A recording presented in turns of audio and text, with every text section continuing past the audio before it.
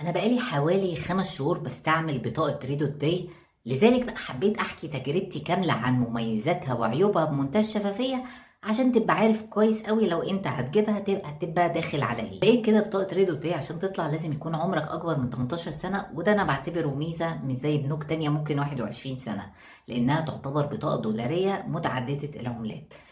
ثانيا ان انت ممكن تفعل حسابك في ريدوت باي ببطاقة شخصية، مش لازم تطلع باسبور، وده بيسهل لك شوية الاجراءات.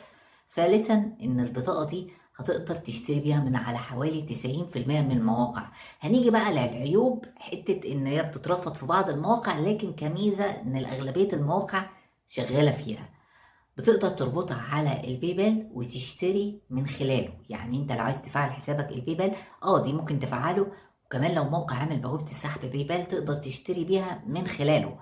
لكن طبعا هنرجع ونقول ان مش هتقدر تسحب عليها، وده برضو في نقطة العيوب، لكنك هتقدر تفعله بيها وهتقدر تشتري بيه من خلالها. عمولة الشراء بسيطة جدا، واللي هي لو بتشتري بنفس العملة، يعني لو عامل العملة الافتراضية دولار وجاي تشتري على موقع بالدولار بيخصم منك 1% بس.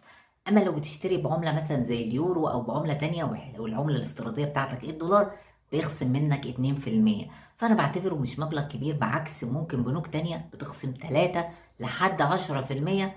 وبالتالي يعني ده شيء مميز جدا، خاصة كمان ان انت هتقدر تتعامل بيها براحتك، ومش محتاج ان انت تكون في بلد معينة عشان تشتري بيها، مدعومة في اي بلد.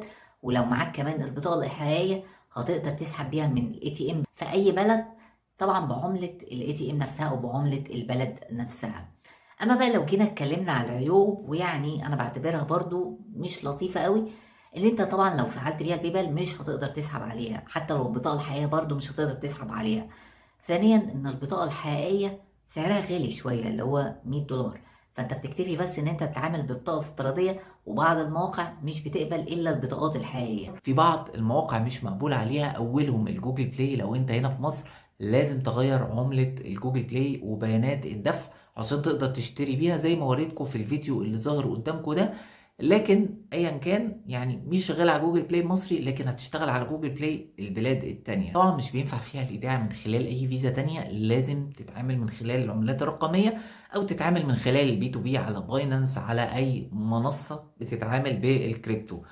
المشكلة هنا بقى ان هم مؤخرا ناويين ان هم يلغوا موضوع الباينانس باي، يعني مش هتقدر تعمل شحن في الفيزا دي بالباينانس باي، والموضوع ده اتكلموا فيه جديا.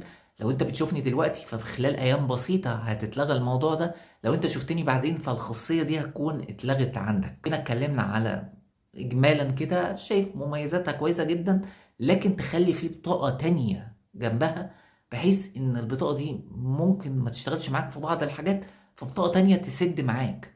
لكن ايا كان يعني بدي البطاقة دي 7.5 من 10، لكنها مش افضل شيء في الفترة الحالية. ممكن تستعمل بطاقات تانية، والفترة الجاية برضو هبتكلم على بطاقات تانية، بحيث ان انت يكون معاك تنوع واسع من البطاقات وتقدر تتعامل اونلاين براحتك.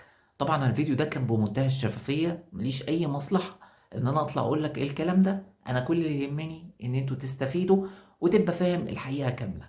أتمنى الخير والتوفيق للجميع. شكرا جدا يا جماعة لحسن استماعكم، والسلام عليكم ورحمة الله وبركاته.